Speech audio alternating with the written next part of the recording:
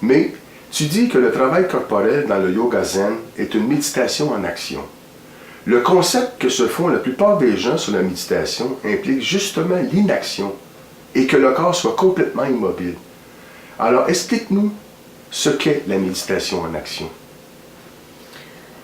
C'est pendant qu'on est dans la posture que le travail se fait.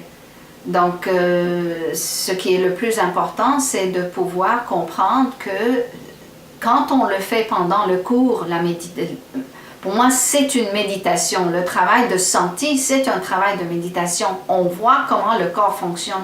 On voit comment un muscle qui s'étire, on le sent.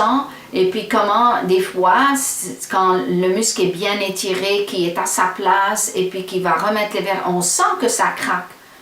Qu'on sent que le corps, si on a tout le temps cette attention à travailler au niveau du contact, assez souvent, on remet les vertèbres à leur place parce que c'est quand même, c'est un travail qu'on utilise les jambes et les bras, on respire par les jambes et les bras.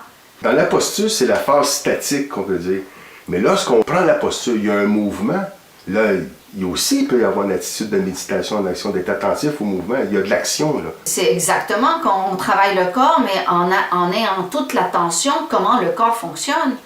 En même temps, sentir tout ce qui se passe autour de nous, même si on entend du bruit ou quoi que ce soit, mais ça n'affecte pas le travail global qui est vraiment en même temps en travaillant. C'est vrai qu'on reste dans la posture, mais rester dans la posture, et il y a un travail qui se fait, le contact qui nous fait aller plus loin dans la posture.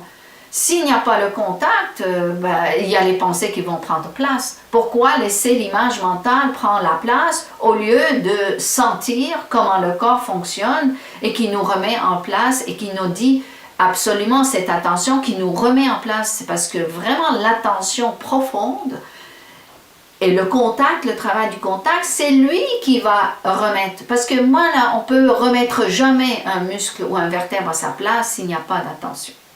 Et cette attention demande une action. C'est pas aussi je vais rêver et puis ce que je rêve, ça me donne aussi une action de déformation.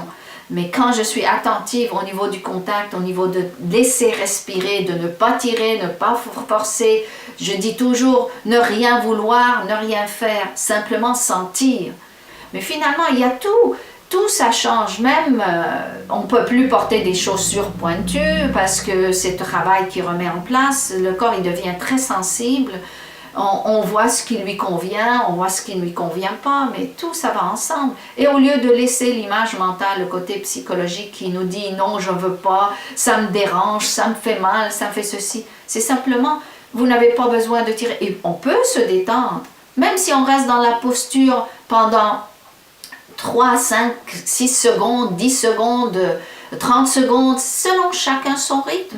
Même si on a mal quelque part, c'est le penser, sentir qui va montrer que le corps, il peut continuer à travailler sans tirer, sans forcer. Mais le but aussi, c'est qu'il y ait un prolongement dans nos activités quotidiennes.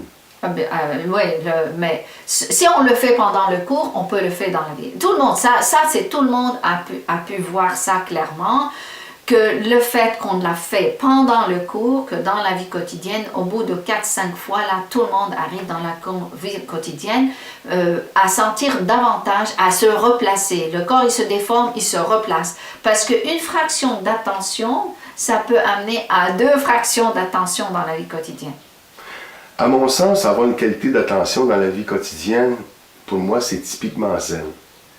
Voyons si j'ai bien saisi. La pratique du yoga basée sur le hara et sur l'écoute globale du corps permet de développer une qualité d'attention.